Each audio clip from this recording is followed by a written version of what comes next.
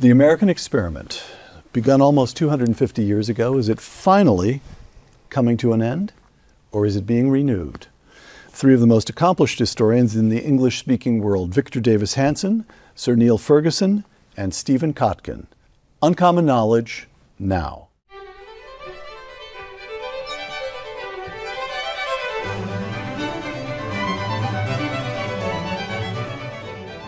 Welcome to Uncommon Knowledge. I'm Peter Robinson. All three of our guests today are fellows here at the Hoover Institution. A historian of Greece and Rome, Victor Davis Hanson has published more than 20 works of history, including his classic volume, A War Like No Other, How the Athenians and Spartans Fought the Peloponnesian War. Victor's most recent book, The End of Everything.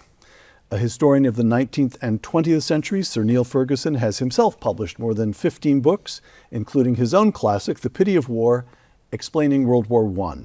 Niall is now working on the second volume of his biography of Henry Kissinger. A historian of the Soviet Union, Russia, and Asia, Stephen Kotkin is the author yet again of a pile of books, including Uncivil Society, 1989, and the Implosion of the Communist Establishment. Stephen is now working on the third and final volume of his definitive biography of Joseph Stalin. Gentlemen, welcome. The scale of consequentiality, two quotations, and I'm going to ask you for a number. Here are the quotations. Professor of Political Science David Ferris in Newsweek recently, quote, "Trump may go down as the least effective president in modern history. His record of failure is so overwhelming that historians may struggle to find anything worth remembering." Here's the second. This is an article in American Heritage recently.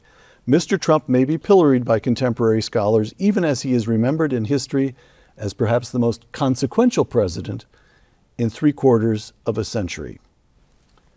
On a scale of consequentiality, Abraham Lincoln is 10, Chester Alan Arthur is 1. Give me a number. Victor? 7. Niall? I'll go higher. 8. Really? Yes. Stephen? As of now. All right. Too early to tell. Oh, but if you had to give me a number. You had historians on the program intentionally, and now you're going to pay the price. It's just way too early to tell. 80-year-old men who are president are a small number of our presidents so far.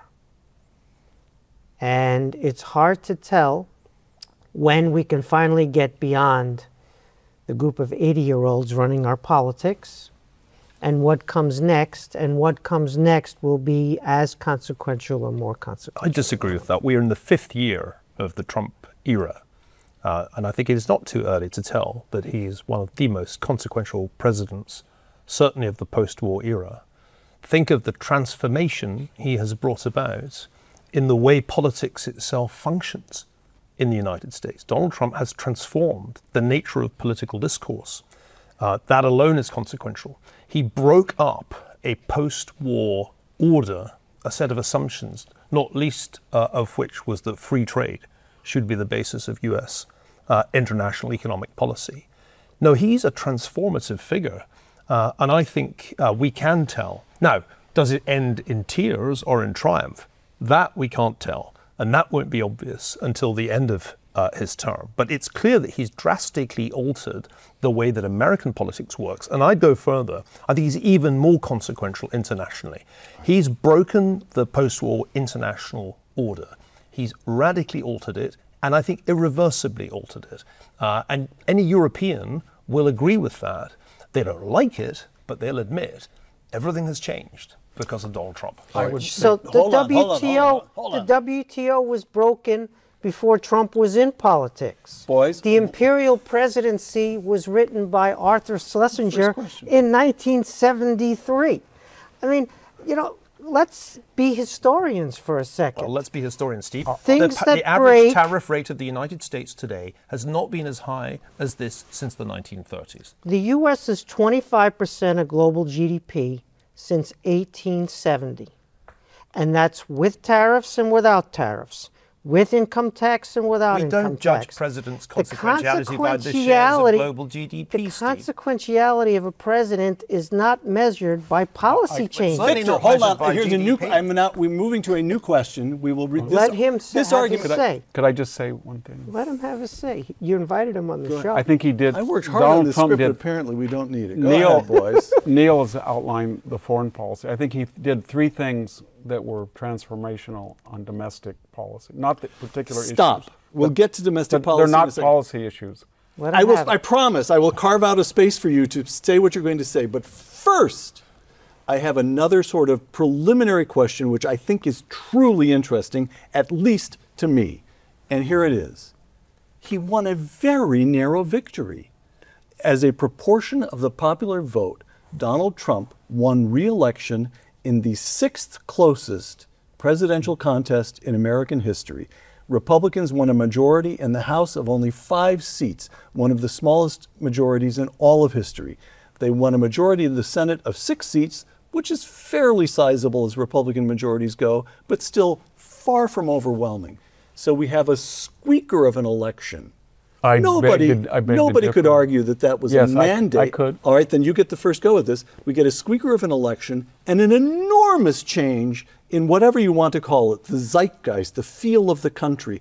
DEI is dismantled. The border is closed. Go. How does that happen? He had a mandate? Compared to what Republicans usually do, he was the first American Republican president in since 2004 in 20 years to win the popular vote. Nobody else had done that. McCain didn't do it. Romney didn't do it. Trump didn't do it the first time. He did that. He won the popular and the electoral ballot. He now controls, whether you like it or not, or whatever margin. Right. There is a conservative majority in the House, the Senate, the Supreme Court, and the executive branch. That's very rare for all branches of government to be in their hands. He radically changed the Republican Party. It's completely different. It's a nationalist, populist party. And he got a record number of Hispanics, 49%. He won 55% of the Mexican-American vote. He won 23% of the African-American male vote on most of the key issues on the border, illegal immigration, crime, energy, foreign policy. They were 60-40, 30-70 issues that he won on all of those issues. He was outspent 3-1 in the campaign, and he still overcame that. And he was indicted 93 times. Right. And he was taken off the ballot, at least attempted, in 25 states. He had his home raided. So with all of that, and to come through and win all of the swing states and 93% of the counties in the country, maybe by small margins, but that was an amazing achievement. So what I'm trying to get at is the contrast. I grant everything you're saying, but if you look at major shifts in American politics and the zeitgeist, because it's larger, there's a culture, it feels as though the culture has shifted as well. You go to the 1930s, and Franklin Roosevelt wins an overwhelmingly huge landslide in 32. Or you go to the 1980s, and Reagan wins 49 out of 50 states. Or you go to the 1960s, LBJ, before he enacts the new society, again, wins a huge landslide. And this is nothing like those landslides. So are we surprised, or are you with Victor? No. We all should have seen it coming. A transformation of the Republican Party, which could well be enduring, at least for a generation, is inarguable. That's the point that Victor made. That's done. You asked about transformation of America. Yes. That's not the Republican Party. Republicans are probably 30% or so of the country. We're a 30-30-40 country. 30 for each party and 40 neither party. Trump won 77 million votes, which is a big number. Harris won 75 million. 89 million did not vote of the 240 million or so who are adult voting age. So for us, the transformation of the Republican Party is a big issue for sure, especially where it was when some of us were growing up. And the flip side is true. He destroyed the Democratic Party as we know it. It's not the same Democratic Party. I think the Democrats had a bigger hand than Trump. in that destroying. suicide, but I'll give you that he contributed to their immolation, which we are still witnessing. But the issue is, how enduring is this for America, for American power in the world? I think that's not the same question as the first and second questions that you asked are not the same, but Neil wants to get in. I would simply add that compared with the 2020 election, the outcome was strikingly clear and far, far more decisively in Trump's favour than almost any opinion poll or pundit foresaw.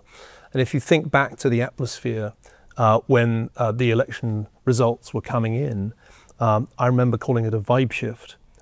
It was in marked contrast to the atmosphere 4 years before, or 4 years before that. Those were close elections. I don't think the 2024 election was close by comparison with the previous two elections. So again, independents dominate the country, and Trump is underwater even on most of his signature issues. With independents? Certainly with independents, but overall including all the various... Today's Harvard-Harris poll had overwhelming support for border security, and 56% were in favor of deportations despite all the ICE controversy. Yes, but Trump's methods are underwater, even though the policy of border security and fighting crime and some of the other signature issues are clearly supported. Trump's way of doing it is not clearly supported in the country. But again, let's just say that elections don't change the nature of the country. Political figures who are transformative are not that frequent. You mentioned Roosevelt and Reagan. We could go abroad to Neil's home country and we could find a few there. We couldn't find a lot, but we could definitely find a few. Victor could tell you in the sweep of 2,000 years since the classical heritage how many have been transformative. So we just have to be careful, right? Johnson's landslide resulted in him not running again. Nixon's landslide resulted in him resigning. So it just doesn't happen that frequently. And also we have to be careful with policy. We overestimate the impact of policy rather than deep and fun. Neil wrote a book about technology, and the power of disruptive technology is clearly as big or bigger than any particular policy we might be favorably disposed to or not. But Steve, so I'm not trying to say that Trump is irrelevant. When it comes to the transformation of the Republican Party, I think Victor was quite eloquent. It's not just that. He's waging a 360-degree counter-revolution. It's sort of like the Thermidor reaction to the Jacobins, because he's not just doing politics.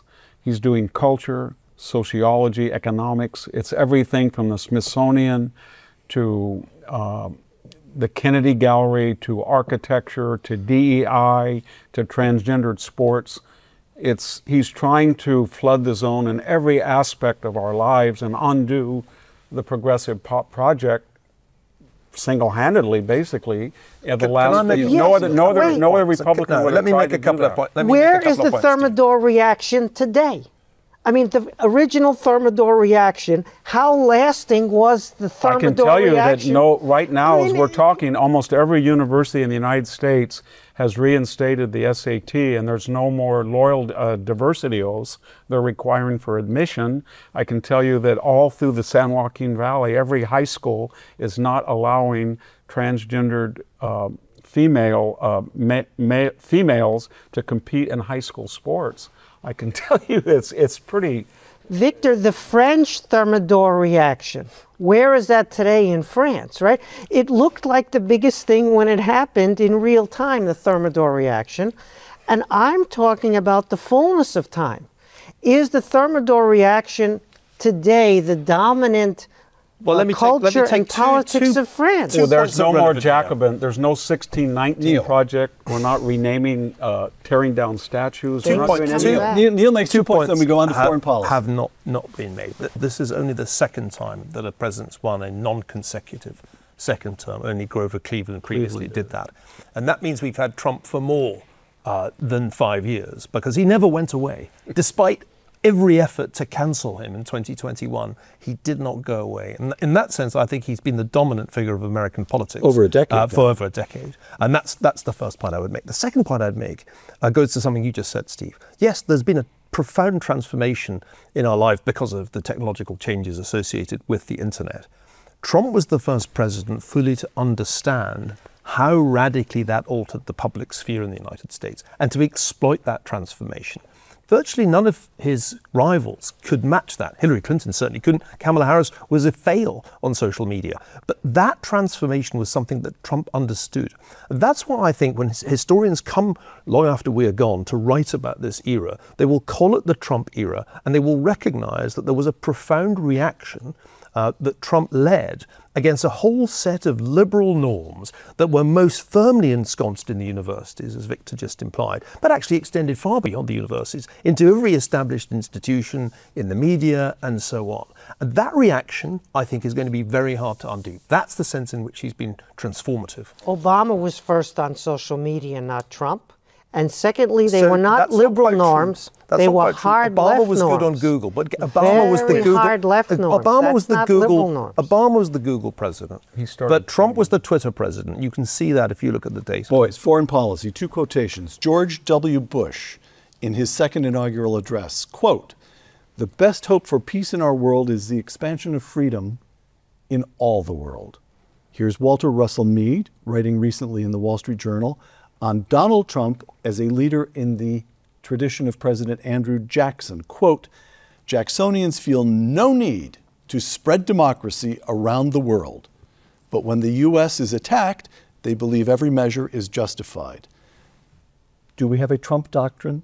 Is the Trump doctrine that the rest of the world is on its own unless they mess with us or our allies? I don't think that's what it is. And I don't think Andrew Jackson's relevant here. Look, the United States is in a radically different situation from the situation of the early 19th century. It is a superpower, and it can't just stop being a superpower.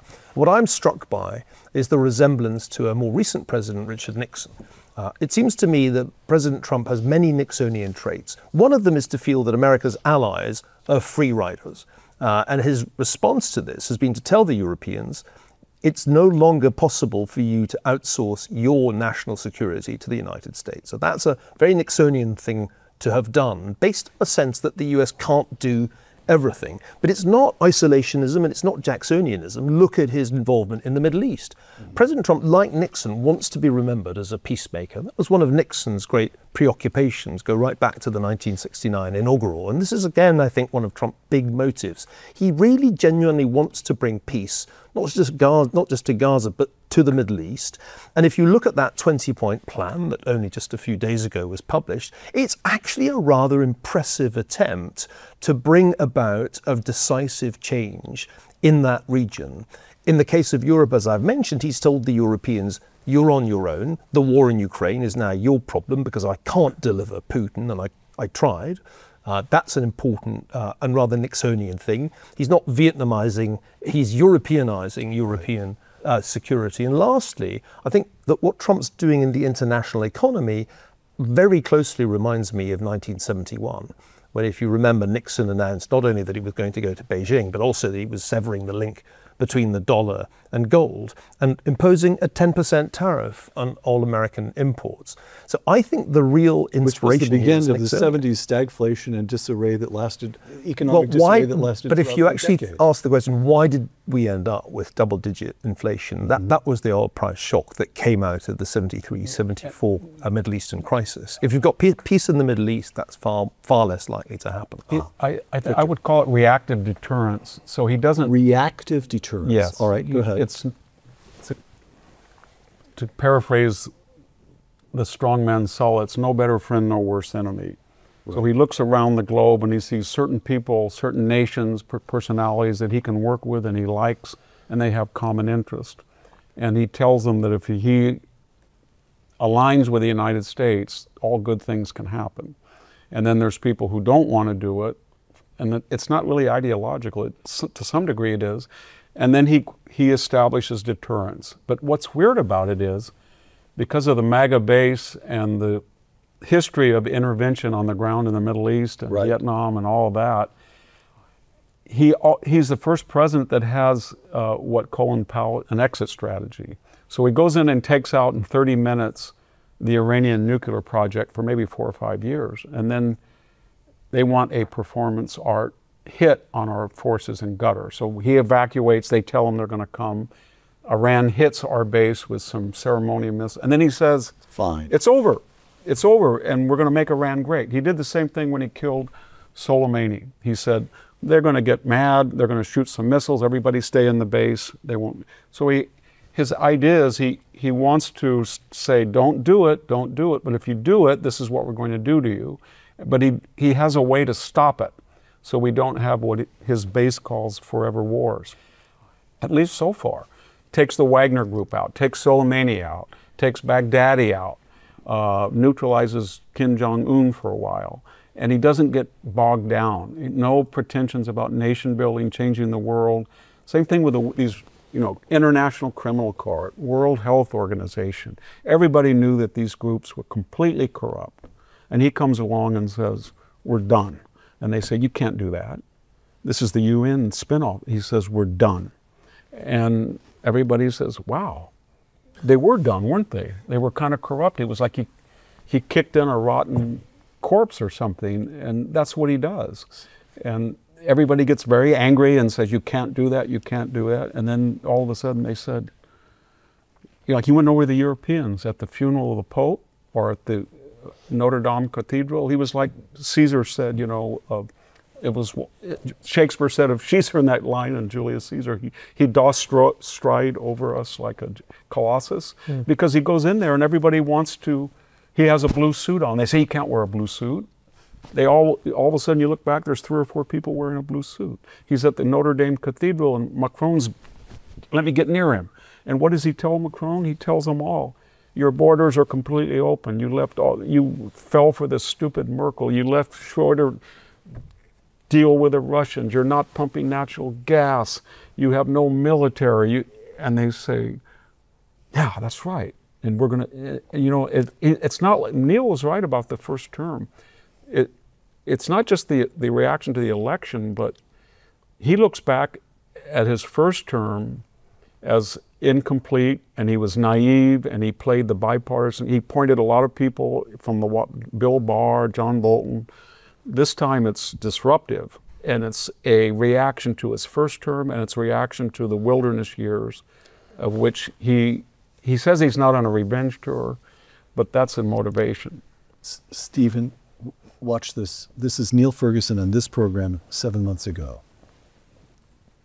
The window of opportunity in which he can make a move on Taiwan may close. Perhaps the Trump administration starts seriously to arm Taiwan, although that is by no means clear. Right. Or perhaps a new president comes along who's a lot more hawkish, conventionally hawkish, than President Trump, who since his election has spoken quite emolliently of China, who wants to go to Beijing, who invited Xi to the inauguration. So the key question for us, the big geopolitical question is, does Xi make a move on Taiwan while the opportunity is almost irresistibly tempting? It will be, I'm absolutely sure, during this administration, during this presidential term. If Xi moves on Taiwan, how will Trump respond? If I had any insight into how Trump thinks and responds, I wouldn't be on this show. I'd be the richest investor in the world. So Trump will be judged on China policy, because that is the only significant world historical consequential issue for foreign policy today. There are issues that are enormous for the people involved. What's happening in Sudan is colossal for the people in Sudan. It's not colossal for world order. What's happening in Gaza is of great moment for all the people who are emotionally connected there, as well as the people there, as well as the state of Israel and Israel's supporters around the world. What happens with China or not with China is decisive for American power in the world going forward. That's where Trump will be judged. And some of these other issues, which look quite significant because we're living through them, there are issues in history that I could bring up now that you would say, what's that? But at the time, they played a huge role in people's consciousness and in public discussions, and then they vanished into the ether, into the textbooks that are sitting in off-site storage. So the China one is in fact the big one, so that's correct. What Trump will do or won't do is anybody's guess, including Trump's guess. Can you give him a preliminary grade? He doesn't know. But this is what's going on. So China has announced that it is going to be able to do this if it wants. Take Taiwan. And not only take Taiwan, collapse American power in East Asia. So you have three borders of defeat in the world today where America is vulnerable.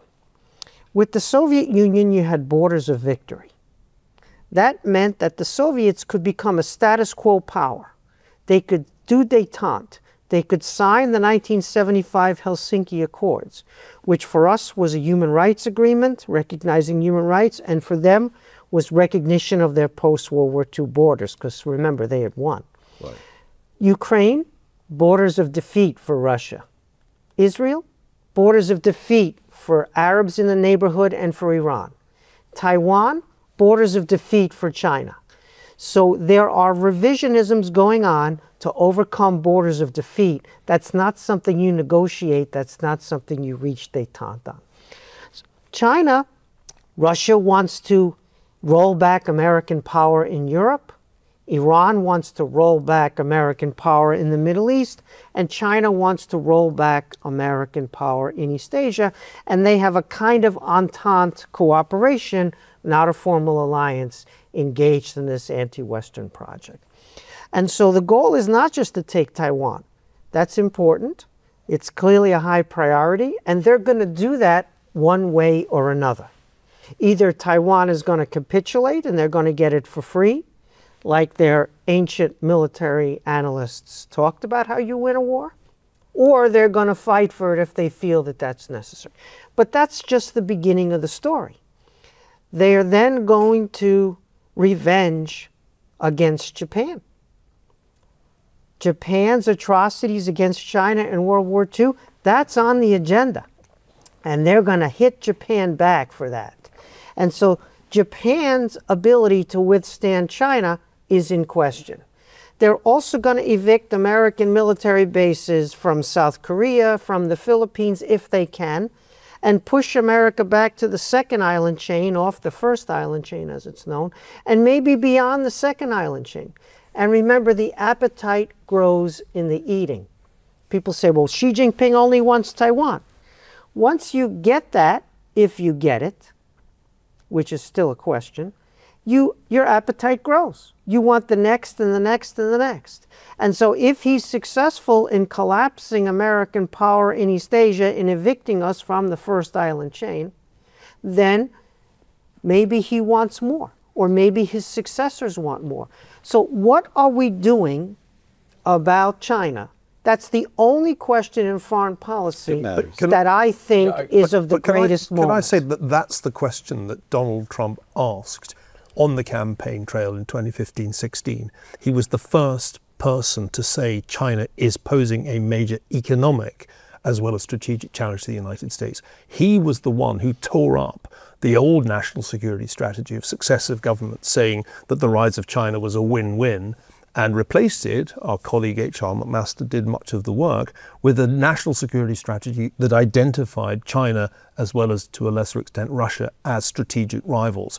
Now, I think there's an economic dimension to this, Steve, which you left out. I agree with what you say about China's goals, but I think the key from Donald Trump's perspective is economic more than it's geopolitical. One of the reasons Trump got elected was he was prepared to call out the effects of free trade on the United States were to hollow out our manufacturing and essentially export manufacturing jobs to China. Trump said he was going to address that problem. One of the interesting things about Trump is that he has to some extent done that. Now, I'm not a big fan of the tariffs, but if you look at China's share of global manufacturing value added, it's actually declined since 2021, and America's share has grown. So something important is happening. I think it's difficult. It's really hard to reindustrialize the United States, but it is an economic competition between the United States and China. China will not be able to do the things that you're describing if it loses the AI race. There's a decent chance that it will. It's certainly not caught up with the best of the large language models that the US tech companies are building. So I think from Trump's vantage point, the key issue is an economic one. Can you catch up with that extraordinary manufacturing leap forward that's happened particularly on Xi Jinping's watch? Victor, for you, but could I also just toss one more fact onto the table, which is that, remarkably enough, the Trump administration's first defense budget is actually, in real terms, a little bit smaller than Biden's last defense budget. Over to you on foreign policy. He inherited a $1.9 trillion annual deficit, $37 trillion national debt, $1.1 trillion trade deficit. So there's constraints on him. But part of that is his first term. yes, but that was COVID. He's spending. not a victim, he's also a perpetrator in fiscal insanity. So it's been a bipartisan achievement. Fiscal Boys, insanity. Victor, I'm clearing I'd say is- parting the Red Sea to let Victor go through. The reason that Putin went in to Ukraine was because he thought that he could, and he could. And he didn't go in during Trump's 4 years, but he did go in during George W. Bush into Ossetia in Georgia. He did go in during Obama to Crimea and the Donbass, and he did go in to try to take Kiev during. And so they feel, the foreign policy antagonists of the United States, feel that he's unpredictable and he's capable of doing anything at any time to anybody, anywhere, number one. And anytime that you get predictable in this world, for example, the Israelis, when I would go over to Israel and they talk about Hamas and Gaza, it was frightening the last 2 years before 2000. When they would talk about Hamas. Yes, they would say things like 20,000 people work here, and when they get injured, we take them to the ER room. Right. And look at our fence; it's not very defensible. Right. It looked pathetic. Right. But they thought that they were playing it off. They thought that they could acculturate. Same thing. So nobody ever predicted that. Right. Nobody ever said. Nobody ever predicted October 7th. Yes. Go ahead. They said it was incomprehensible. They also said that Iran. You can't attack Iran preemptively. They told Israel, don't do it. And Israel said they're a paper tiger. And they destroyed Hamas, they destroyed Hezbollah. But what I'm saying is the unimaginable was very imaginable. They said Putin would never try to take Kiev.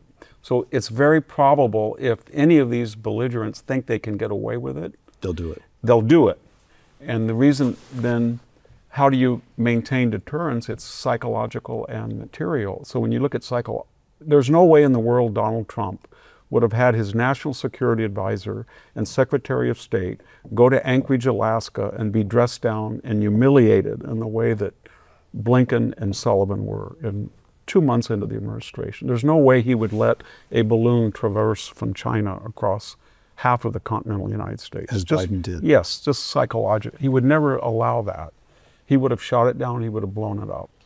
And I think when you look at 300,000 students from China, and I think that's a way, that they see that as a way of technological transfer among many other ways. Some 300, actually I think it's a little more than 300,000 Chinese nationals now studying in American universities. Okay. And there's 1.1 million foreign students in general, and Trump is using that to either increase or decrease as leverage with them. But my point is that in key areas like AI, like genetic engineering, like robotics, like cryptocurrency, it's not clear that China's ahead.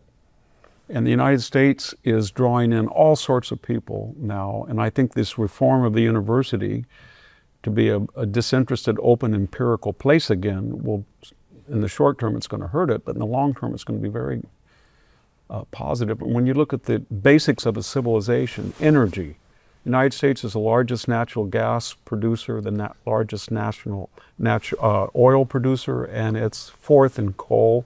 It's the largest producer of atomic energy, even in its nadir. But here's where it gets tricky, because insofar as that's all true, the problem is that China's increased its electricity generation by an extraordinary amount, investing in solar particularly, but renewables more broadly. Mostly in coal. No, it's actually done the investment heavily in renewables. It's grown its coal, but the real miracle that we're seeing in China's economy is an incredible increase in the amount of electricity generated from all sources. This is going to matter in the AI race, because the AI race is a very electricity hungry one. Can we talk about tariffs for a minute? Because one of the things that President Trump did even before April 2nd, was essentially to impose a trade embargo on China. He imposed such high tariffs at one point that it amounted to a trade embargo. This failed, and it revealed the strength that China has. And it failed because China retaliated tit for tat, tariff for tariff, and then imposed restrictions on rare earth exports. Because China dominates the production, the refining of rare earths, that created a huge problem, particularly for US automobile manufacturers. That led to a major climb down by the Trump administration in its trade war with China. And I think what we're seeing in China policy is a recognition that China is a formidable, poses a formidable threat, that a war over Taiwan would be extremely risky for the United States. And therefore, I think we're seeing President Trump moving in the direction of détente with China. Looking back on that earlier interview we did, Peter, it wasn't clear at the beginning of the administration which way he was going to go. There were plenty of hawkish people in the administration who wanted to take a much tougher line with China. President Trump, I think, inclines to the Nixonian trip to Beijing and big, beautiful deal. I think that's what he would like to do. Neil, do you still stand by that prediction that you made 7 months ago, that in one way or another, that Xi is going to move on Taiwan? Now, we didn't have time to show the whole, but you also said there are more ways of moving on Taiwan than simply imposing an embargo. But one way or the other, he will move on Taiwan during this second term of President Donald Trump. Do you stand by that? Yes, there are different ways it can be done. I don't think an invasion's ever been very likely, nor even a blockade, but you could imagine a quarantine, a loose disruption of Taiwan's trade, or you can imagine a diplomatic move of the sort that I think we're already seeing, which is that President Trump says he wants a meeting with Xi Jinping. They're probably going to meet at some point next month.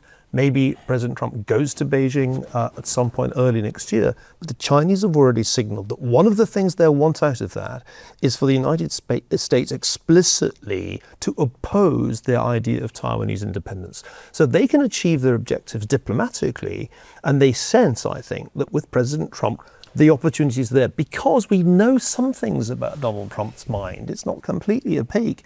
Remember what he told John Bolton in the first administration when Bolton was briefly unhappily his national security advisor. He told him, sitting in the Oval Office, Taiwan is a Sharpie, China is the resolute desk. I'm not sending the US Navy to fight over a Sharpie. So the Chinese know that with Trump, Taiwan's in play. Remember, one of the things that was striking... Victor, is that so? I haven't spoken in like an hour. No. Did you remember who's sitting next to you? Hold on, Victor. You get paid for this show? You don't? What? Oh, my God. I need an agent. Oh, come on. I thought it was that cup of chamomile tea bought you off. Wait a minute. Go ahead. Go ahead. So... You were doing very well containing yourself, although I could feel the pressure building. This is appeasement. He failed to implement the law on TikTok. Now for quite some time. I think that's not appeasement, that's enrichment. So, but the law says he's got to do things to prevent the Chinese TikTok from being the main source of news in America, and he's not done that.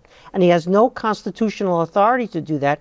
And if there's a deal on TikTok, it will be a smelly deal. Sure. It will be a self-dealing, disgusting appeasement of China deal. He is not reforming universities. Hold on. Universities we come to in a minute. We come to universities in a minute. Scientific funding. Let's stick to China for now. Some of which is wasteful, but when you cut American scientific funding, you are not engaging in China policy properly.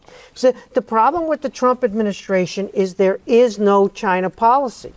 There are several. There are two thumbs, And then there is waiting to see what might happen or not happen. In the first administration, we had McMaster, we had Pompeo, we had Matt Pottinger, we had interagency process. And so we turned around this gigantic ship on China that was going the wrong way. It was a massive achievement. Yes. And it became a bipartisan consensus. Another massive achievement. You might even say consequential. That China, yes.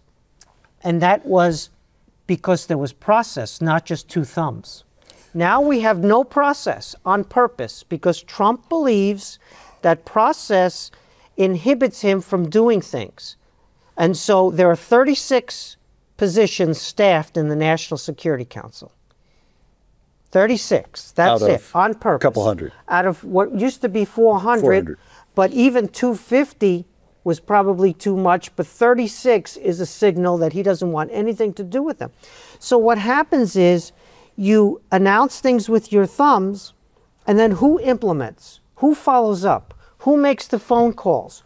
Who actually implements whatever it is that you're thumbing out into the world? And the answer is nobody. It's a bunch of... The answer is Scott Bessent in the case of China policy. The Treasury exists. Treasury is handling much of the Chinese negotiations. So there is an answer to that question. Lutnick is more involved in Bessent in a lot of these questions. Not on the key And trade Lutnick, issues. I'm sorry to say, is certifiable. And so, you know, there is no coordinated Trump administration. That is just an empirical fact. We had 400 people in the National Security Council for 4 years under Biden. We had 400 on Obama, and what did they do? Yeah. They gave away our current foreign policy. When Trump came in 2025 in January, there was no deterrent. Neil just said you get the feeling, Council you get the feeling in the Trump administration, I think I'm quoting you exactly, you get the feeling that in the Trump administration, Taiwan is in play. Victor?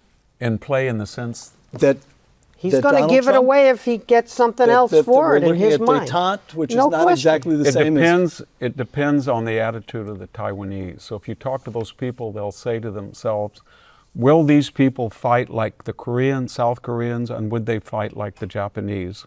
And if they won't, and they think they're going to massage that relationship, then we're not going to send 11 carrier groups and get them sunk. What does it tell us that Israel, another small country in a difficult neighborhood, spends upwards of 5% of its GDP on defense, while Taiwan spends 2.5%? Yeah, it's 3%.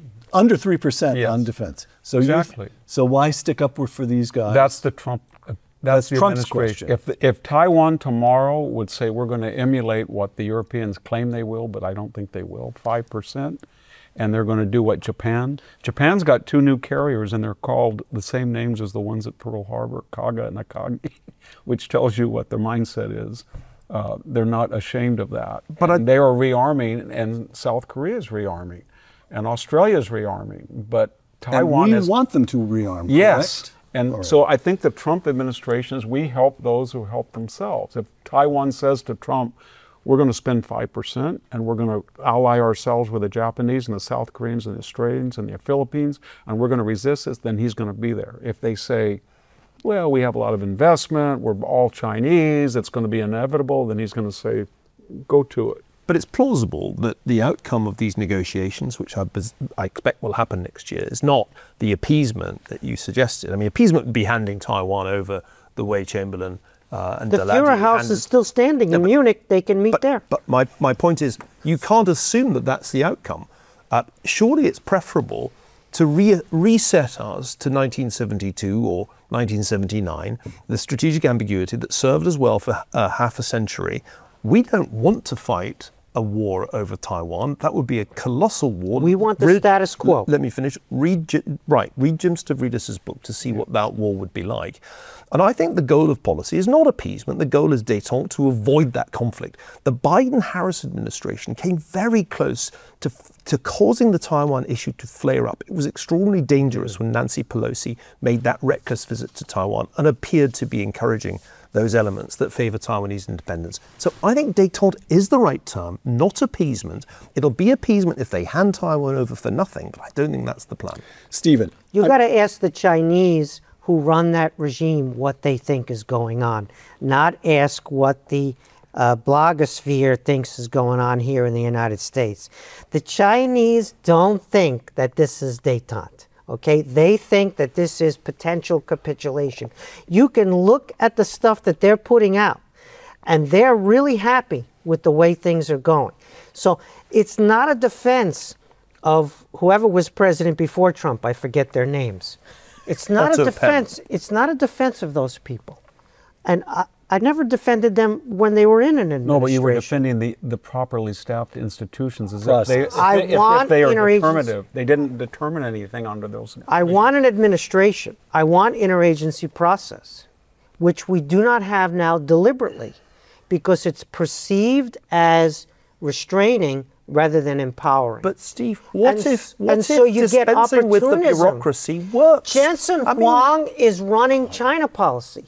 Jensen Huang, one person I don't think that's true. Who's a very rich and smart guy, and God bless his business. The CEO of NVIDIA. I don't think that's he's been true, running Steve. China. I think that's a caricature. He got the chips reversal out of Trump without any process and without other people weighing in, including the Pentagon weighing in, including State Department weighing in.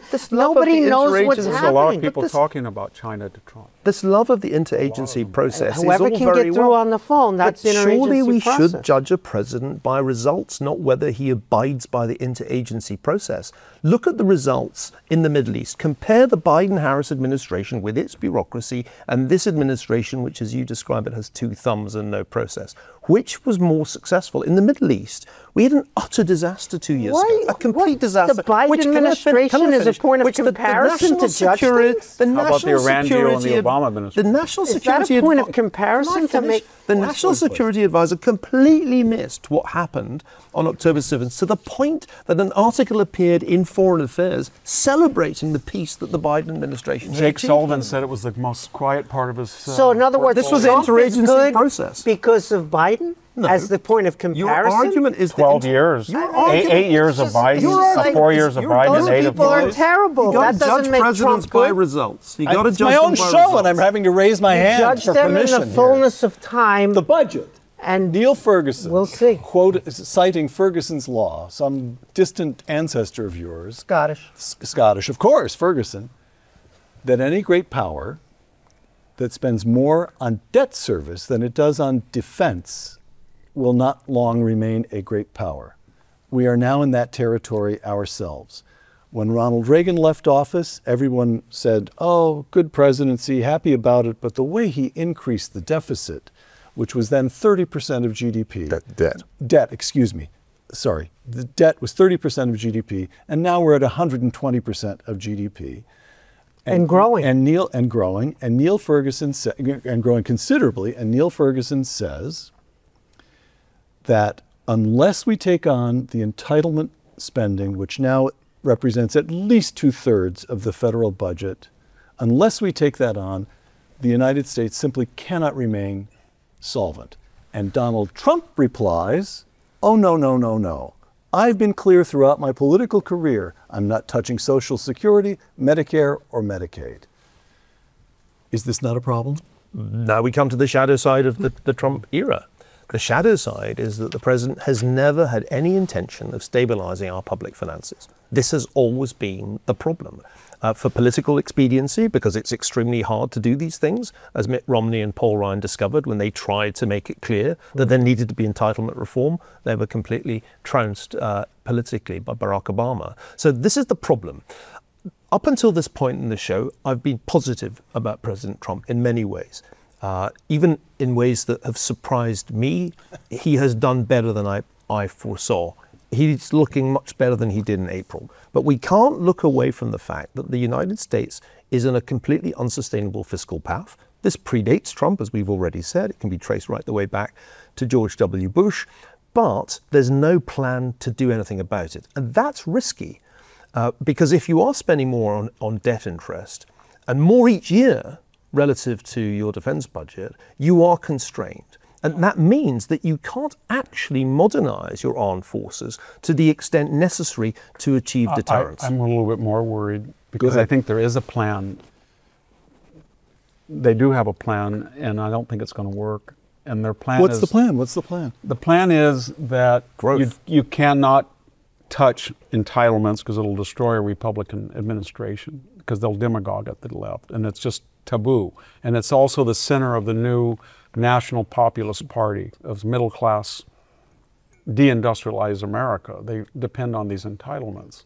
At least that's the prevailing opinion.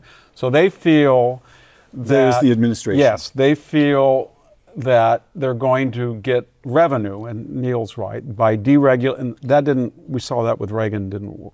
You know, you can't balance a budget just growing your way out, because the more money you... But they think, and I'm critical of this, so I'm not endorsing it, they think they're going to get $10 to $15 trillion in foreign investment. All these people come over here and they promise $5 trillion, and nobody ever calls them up a month later and says, where's the check? Exactly. You know, they just promise it. And In the then mail. The second thing is they think they're going to, I really like the Secretary of the Interior, Doug Burgum, but yes, he says we're worth $200 trillion in assets of federal properties and leases and coal and natural gas, and we could be doing, 25 million barrels, all this. So they're going to out-energy everybody and sell it all over the world. He's promised so much natural gas to Japan and Europe, liquefied natural gas, that people say, where's it going to come from? But they think they're going to literally dig their way out of that Yes, hole. they're going to, and they're going to get tariff. They're going to get $1 trillion. Now I think it's down to 400. They don't talk about the depressed economies if that were to happen, but nevertheless, they think we're going to get soon $500 billion here from tariffs. We're going to get AI and all crypto and all these new technologies. We're going to get this $10 trillion in foreign investment. We're going to get all this energy, and we're going to have $7-8 billion in revenue, and we're going to cut the federal workforce, but we won't touch entitlements, and therefore it'll work. I don't think it will. That but stinks. That's what they That's think. no good. Hope is not a strategy. No, Isn't it's not that the old hope. phrase? They have it penciled out. You talk to them. Sure. They say, here's this money coming in. The Treasury Secretary, didn't he say we were looking at $600 billion That's in right. tariffs? Of course, the tariff And revenue Doug Burgum will... said we're Tariff gonna revenue now is much lower than expected. It's only in the tens of billions. So No, it it's isn't. it's No, probably going to come annually at close to 250? certainly hundreds. Though the trouble is, it's likely to decay over time as the international economy adjusts. And they think to they're the going to tariffs. cut not $1 trillion, but they say they've cut $150 billion in the workforce. So I mean, I think the they big have it issue all is worked growth. out. I just don't think issue is- the The data big issue is gonna growth. work. Scott Bessent said he was going to deliver 3% growth, a 3% of GDP deficit. But I think both of those targets are highly unlikely to be met. And I suspect he knows it. Indeed, the growth rate is trending down as we speak. The labour market is showing signs of weakening. And remember, the problem with having a very large deficit and a large debt is that long-term interest rates tend to remain high, even if the Fed is cutting short-term rates. That's bad news for people with mortgages. Which is exactly where we are now. And the housing Saying situation $3 billion is another cause for concern. So once again, emphasizing the shadow side, there's a sense in which this can go wrong, not just because of the tariffs, which tend to attract most of the criticism, but because the economy is slowing. And with that slowing, your chance of getting out of jail with 3% growth becomes ever more remote. Result, the fiscal numbers probably get worse. For this to work, they need 4.5 or 5. And I don't think they're going to. And nobody believes AI is going to add more than 1%. Yeah, maybe. And In the short run. I mean, $3 billion in interest per day. AI is not going to show up Do you wanna in run the this growth one? Do you numbers wanna for know, years. or shall we I go got to an the idea. universities? Go ahead. How about the big, beautiful fiscal insanity? The one piece of legislation the Trump administration has passed. You know, executive orders are not legislation. They're not permanent. You want to talk about impact and legacy and consequence? Executive orders can be reversed. We saw the idiotic executive orders from that previous guy, whatever his name was, and where are they now? They're in the trash heap of history You mean that person said, I have a pen and I have a phone? where Trotsky That's is. right. And Biden just was And the so, autopilot. you know, so, was Obama. so here we are talking initially about this consequential presidency, and now all of a sudden we have one piece of legislation which was a continuation of fiscal insanity.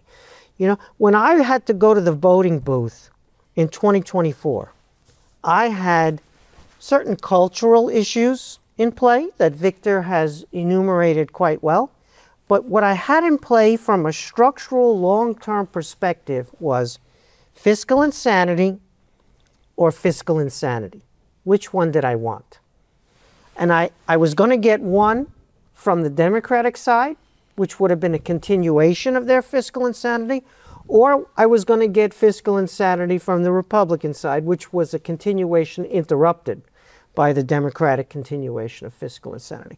And so if you don't have the political will to right the fiscal problem, if you have a kind of Hail Mary, 100-yard pass with time running out where nobody actually can catch the ball, that's sort of what I heard you say the strategy was. I don't know how this is a consequential presidency except for taking things down in turn. You know, things die by suicide. Civilizations, as Toynbee said, don't die from external enemies, however significant that is. And so it's more than worrying. But we're talking right now when the government of the United States has been shut down by the left because the Affordable Care Act, which they had approved earlier, is now under the Trump budget questioning or suspending this tax incentive, and it's a mild cut. And if you look at the Affordable Act where it was with Trump before he left office the first time, it's about 20% more larger than it was. We have an $8 billion Medi-Cal bill in that we bailed out California. Yes. So what the Democrats, I mean, it's just they're shutting the entire government over a very marginal cut. It's not even a cut. It's an adjustment to these entitlements. So if you said to yourself, well, we're going to do what with Social Security? We're going to say that people over $100,000 have to pay higher taxes on it or whatever, you would have a revolt. They would shut down the government in 2 Gingrich seconds. shut the government down over health care. There was a shutdown of the government, a second one over health care. This is the third of 4 shutdowns, significant shutdowns over health care. The fourth one was over the border wall, as you'll recall. Yes. So the border wall was the exception, but so the entitlement problem, let's imagine that I'm not pro-Democratic Party. I'm not talking about Democratic. Since I'm not a member of that party, let's imagine I'm not pro-Democratic Party. But let's imagine that I'm pro-America. This is the 250th anniversary of this great republic. And if I'm pro-America, I'm looking for solutions. Right. But I'm looking for university reform, not university punishment. I'm looking for entitlement reform, not a war on Twitter or on Blue Sky or on... What would you propose for them to accept? The fiscal problem, as we've said, predates Trump, and it's bipartisan. So yes, clearly, his culprits. consequential nature is not that he's going to achieve root and branch fiscal reform. The question, I think, is, number one, does he get the better of the axis of authoritarians, and in particular China? That we don't know yet. It may be that he does, because remember, we've talked about America's problems, the fiscal problems of America. Let me tell you about China's fiscal problems. You know what? The deficit is even larger in China if you look at local government debt. The economic problems of China are compounded by far worse demographic trends. Their population likely halves between now and the end of the century. So China has its own problems. Russia's problems are even greater. Iran, the regime is on the brink of collapse. North Korea, it's kind of a rounding error. So the consequential nature of this presidency, here I agree with you, will only be clear when we know the outcome of Cold War II, when we know who wins. If China wins, then we'll look back and say, President Trump, for all his flair on social media, had no solution to the strategic threat that he himself identified. But if, as happened in the 1980s, a president reviled by the left, who presided over a growing deficit, nevertheless emerges as the winner of the Cold War, then you're a good consequential president. He rebuilt the military. He started under Carter, and look at the military that when you were writing those speeches. Where is that on the horizon? We got nothing on the horizon except reduction of our scientific funding. Oh, wait. Come on. When he came into office, we were told that we had 45,000 shortfall. It was going to be permanent because people are fat now. 45,000 shortfall in the Army. In the military. Military generally. We were told that there's gangs, that they use drugs, that they don't want to fight. All of a sudden we've had every branch of the military has met all of their quotas in 9 months. It's the first time the Army's met its quota in over a decade. And all of a sudden we're told you cannot question Lockheed, General Dynamics, Northrop, Raytheon. They're the big suppliers, and all of a sudden it's all this Andrew, all these small people with off-the-shelf stuff, and they're really recalibrating. And ask the people who are at the cutting edge of defense technology, who did they want to be president, Kamala Harris or Donald Trump? That is a short conversation. In fact, one of the major reasons, and you know this, Steve, that people in this part of the world in Silicon Valley switched from Democrat to Republican was because they saw where the Biden administration was going with AI regulation, and they realized it was a disaster waiting to happen. So I think you can't do this every time, where Trump is not doing well, but hey, look what Biden did. Well, or look what Obama did. That was the choice. It's not a choice that means you have to say that we are on a better trajectory just because the other side let's be clear. We are clearly on a better trajectory. Suicidal if Kamala as well. Harris had somehow won the 2024 election. It's just if you need viewers just to kind of get a reality check, just run the counterfactual in your mind. How would the United States be doing today if Kamala Harris were Commander-in-Chief and President of the United States? She's obliged us by publishing absolutely atrocious memoir to remind us of her many defects as a human being. So let's just be relieved. You can criticize Trump, and I have on this show. He has not addressed the fiscal problem. There are ways in which the administration is poorly run. But when the choice was between that and Kamala Harris, I don't think the United States didn't have a choice. There was no alternative. You had to have Trump. History, consequences, the way trends are going globally, America's 250th America. You're talking about an election. I've lived through I don't know how many elections in this country, just about as many as Victor has, although maybe he's got me on one. I think so. I don't think people will look back on the 2020s. Universities. I cannot have the three of you here and not at least go one round on universities. Yeah. Two quotations. Christopher Eisgruber, president of Princeton. Oh, please. The Trump administration. Your old friend. The Trump administration is creating, quote, the greatest threat to American universities since the Red Scare of the 1950s. Venture capitalist Mark Andreessen, noting that the federal government subsidizes universities through student loans, research funding, and tax exemptions. Quote, American universities have become a self-governing cartel. They do exactly what cartels do. They're stagnating and going crazy in spectacular ways. Close quote. Victor, go first. All Mr. Eisgruber had to do, and these elite college presidents, is say the following. Go to the faculty senate and say, you know what?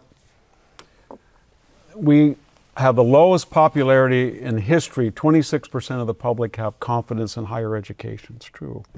And we have 70 to 80% A's now. And people in Silicon Valley question, among other employers, whether the graduates, say, from Stanford are better than Georgia Tech or Southern. They're not in certain areas. So he goes to the faculty senate, the college president, and says, you know what? We've been kind of gouging the federal government. Let's just say we're going to live within 15 to 20% overhead. And you know, the Supreme Instead Court... of 40, 50, 60, which yes, is what and the Supreme Court said, you know, in 2023, we can't use race, and we've been breaking that law. We have racial graduations. We call them theme houses, but they're segregated dorms. And we're breaking that. So we're not going to do that. And here at Stanford, we chased out a federal judge and hijacked his lecture, and we can't do that. And we had people out here that were supposed to have one night protesting for Hamas, and they were there for 4 months. And they trashed so we have to have freedom of speech. And he went down almost everything in that. And then he said this, and I have to do all this because this awful Trump is making me do it. But really, he's saying, take Trump out of the question, and these things are the only things that are going to restore. So it's not what has to be done, it's who's making the people do it. If it came organically from these presidents and said Stanford and Yale has no reputation, 80%, you know, we dropped the SAT for 4 years. These gut studies courses, we have no freedom of speech. We're gouging the federal government. The tuition goes up higher than the rate of inflation. We've got $1.7 trillion in federal debt. If they just said that, and I'm going to do the following with your help, faculty, and then he just took the Trump blueprint, you'd have no thing. So the issue is really Trump interfering and saying, if you take a federal dollar, unlike Hillsdale College, then I can tell you how to spend it. If you want to tell me F you, then go do what Hillsdale does. And they say, we can't do what Hillsdale does. We're a major international global university. So that's what it is. Stephen and then Neil, go. The threat to American universities is leadership at American universities. Victor is 100% correct. That doesn't justify Trump's approach of extortion, blackmail, misuse of federal power. He's very good at identifying problems, but I need solutions. The problems are real, but where are the solutions? So Victor is right. They have to come from the universities themselves. Absolutely. And they haven't come from the universities themselves. And so Trump is identifying a very real problem that universities must address. Because Trump, again, it doesn't intend to fix these things and is not going to fix them. He's just having a blast. But at the same time, America's universities are some of our absolute biggest assets. Why are 300,000 Chinese here? Because American universities are a waste of time? Why are there 1.1 million foreign students here? Because American universities are a waste of time? No, because they're some of the biggest assets that any power has ever seen in history. I want reform, not destruction. I want better leadership. I want just mediocre leadership. I don't even need to have outstanding generational talent in leadership. We have had a turnaround here at Stanford. I'm impressed with the direction of the current leadership here. And I think John Levin, our president is doing the right thing. I spent 33 years at Princeton University, a life of Jesus. And I understand that leadership well, and I support Victor's critique. Of course, I did 33 years, life of Jesus. I did leave just before crucifixion. And the reason was I was very doubtful about resurrection on the third day once I was crucified. So, and I luckily landed here on my feet, and now I have these amazing colleagues here. But what's the solution? Where are solutions? I don't want to hear about the problems only. I don't want to hear Trump applying greater pressure, more pressure, this pressure. They make concessions. He doesn't believe the concessions are real. They get in this tit-for-tat escalation. I want to have us get to a better place. If they're violating the law, they need to be punished for that. If they're admitting on the basis of race, that needs to be punished. If there's some fat in the science labs, that needs to be cut out. But fundamental science is very, very expensive. Okay. And that expense does not come from private sector alone, and it doesn't come from tuition money. If Hillsdale had 15 $300 million science labs, it would not be able to self-fund. And so you want to do big science because you want to be a serious country, and anyway you have to compete, not just with China. You need to have big money in science run properly. Okay. I need that. Where is that coming from? I make one observation and flip it to Neil. I observe that although we could use reform in the universities and the leadership has to come from, it is only now happening because of one Donald reason. Trump has been crude and blunderbuss, and now we get over to Neil. The alumni also. Over to Neil. The alumni, Neil knows the Harvard alumni. They're also an important pressure group. Yes, but only now that all you're saying, Steve, is that this could magically have happened by itself. But the reality is that if Kamala Harris had been elected, none of this would be happening. On the contrary, you got a problem with Kamala Harris here? Yes, there was a problem. I didn't vote for her. She was a terrible candidate. But my point is that none of this would be happening. Yeah. Not here, not at Harvard, if it weren't for the pressure that President Trump has exerted on these institutions. Now, what offends you is the disruptive way that President Trump behaves. But if an institution is effectively a wholly owned affiliate of the Democratic Party, what else is he going to do? The deep state itself, go to Washington. How many people in Washington, D.C. voted for Donald Trump? Hardly any. Like Harvard, the federal government is a wholly owned affiliate of the Democratic Party. Look at the opinion surveys at an institution like Stanford or Harvard. The tiny number of professors who are Republicans, the overwhelming support for democratic or progressive policies.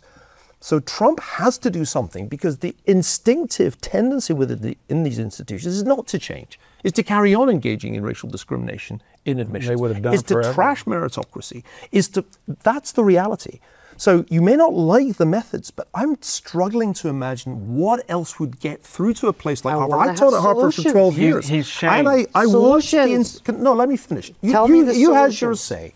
I watched a great university destroy itself by trashing meritocracy, by adopting instead the whole plethora of discrimination that they called diversity, equity, and inclusion.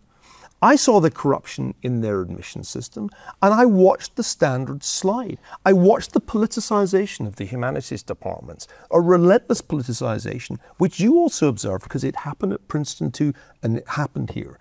Now, what was going to stop that?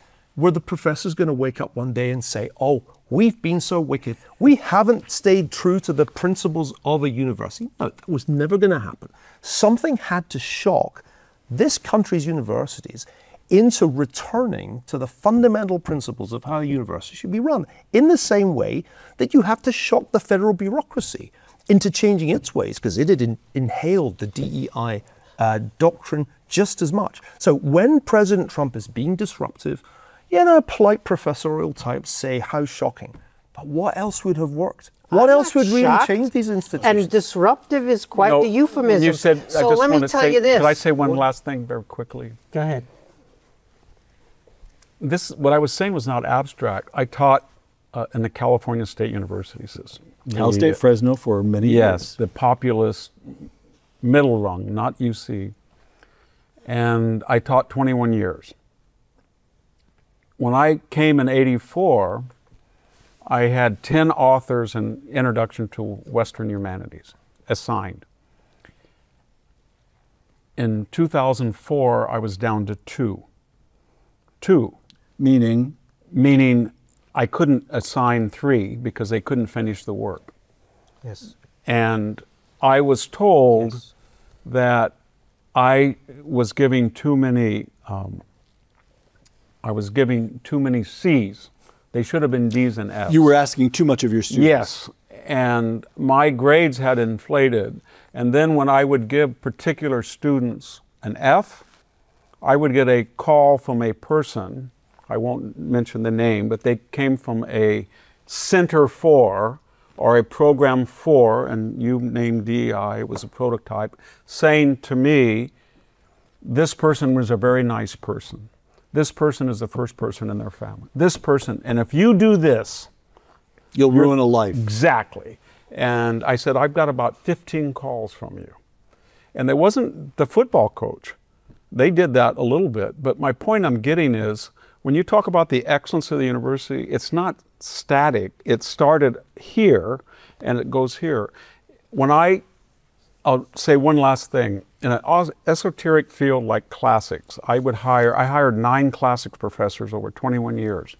I finally asked them, could you please, when you come, translate a page from Caesar and a page from Lysias, which are the easiest Greek and Latin. These were from the elite universities. And the final candidate that put me over the edge, she says, if you ask me to do that, I'm going to complain to the American Philological Association that you're harassing me. And they could not read it. They could not read it. They couldn't read Caesar? No. And if you look at most of classics departments today in the United States, not most, but what they're turning out, and they're not even requiring at some of the best universities, Greek as a required language in classics. So when you say that we have these great, we do. And we started up here, and we're down to here, and everybody's down here below us. And you're right, but we're on a trajectory, as Neil is afraid of, that we're going to be right at their level. It's all diagnosis and not enough solutions for me. So let me tell you a story. Stephen, we got five. Please. No. I had cancer. Yeah. And I had 3 different cancers. And I'm alive today. Why? Because my doctors had MDs from Trump University, or because my doctors had MDs from Harvard. All during the DEI era. Those Federalist Society members are conservative attorneys, judges, professors of law. Do they have JDs from Trump University? Or do they have JDs from Harvard University? They have them from Harvard University. But Steve, nobody's arguing that Harvard should be abolished. And so you're giving me stories about nonsense that I've spent 40 years fighting, and I'm asking for solutions because we have the greatest biomedical establishment in the history of the universe, and I don't want them to be attacked because of the very diagnosis that I share with you and which I've experienced firsthand. You don't have to tell me about culture wars and the hard left at universities and imposing orthodoxy. I mean, I've spent 40 years studying communism. So I know the subject. I'm asking for how do we get to a better place with these institutions? We just said some outside inanimate force, or like Shane the gunslinger came in, and he said, I have a certain methodology that's abhorrent to you, but it will be a catalyst. And then he wrote off, and there was change. If the university presidents had just swallowed their pride and ego and narcissism and said, these were my ideas, and I opposed Donald Trump, and then just quietly implemented it, we would have... Last question. 1979, we go from the Soviet invasion of Afghanistan to 1989, the Berlin Wall falls. And in that decade, in between, just one decade, we undergo a renewal in this country. Take that. Then we have this from Charles Murray. America in 1789 was unique geographically in the characteristics of its self-selected population and position at the apogee of Scottish Enlightenment. The creation of a limited government was a one-time event never to be repeated. What we have seen over the last 60 years is not a setback from which the American experiment can recover, but a downward spiral that was inevitable. And I close with this. Cynthia Ozick, the 97-year-old novelist. This is a woman who lived through the Depression, the Second World War, who saw the horrors of the Holocaust as the newsreels came in. And here she says, this is a recent interview. This is a good country, it's a great country, and now it's disintegrating. Next July, we celebrate the 250th anniversary of the Declaration of Independence. Is this project winding down, or is there scope for renewal? Brief answers. Victor. I think we're in the nadir, and we're climbing out of it. We've had this in 1861, we had it in 1932, we had it in 1939.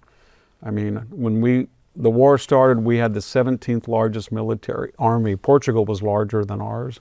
And when we finished 5 years later, we had a larger Navy and Air Force than every belligerent put together, and a GDP that was bigger than all of theirs.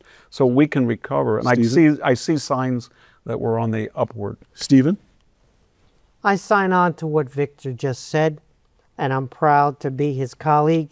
And I think that America has more than enough potential for renewal, but renewal is not an automatic thing that's going to happen. It's a matter of citizenship. As Victor has written very eloquently, we are America. So it renews either because we help renew it, or we watch it go down because we don't understand and appreciate our own citizenship and agency. That's true. Sir Niall Ferguson receives the final word. Well, I'm the only person at this table who volunteered to be an American. Yes. And so in a sense, the stakes are higher for me.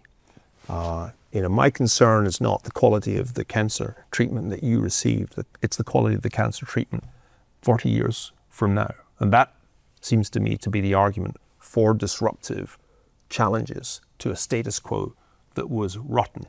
If Americans stop worrying about their republic, if they become complacent, then I'm worried. The great thing about this country is for 249 years, people have been worrying that the republic can't hold, that we're Rome, And that's the right worry to have. As long as we have that worry and keep asking ourselves, can we keep the republic? And as long as the Constitution continues to function with its separation of powers, the stroke of genius at the heart of its success, we'll be fine. On this, I think the three of us agree. God bless America. Stephen Amen. Kotkin, Victor Davis Hanson, and Niall Ferguson, thank you. And Peter Robinson. And Peter. Thank you. For Uncommon Knowledge and the Hoover Institution, I'm Peter Robinson.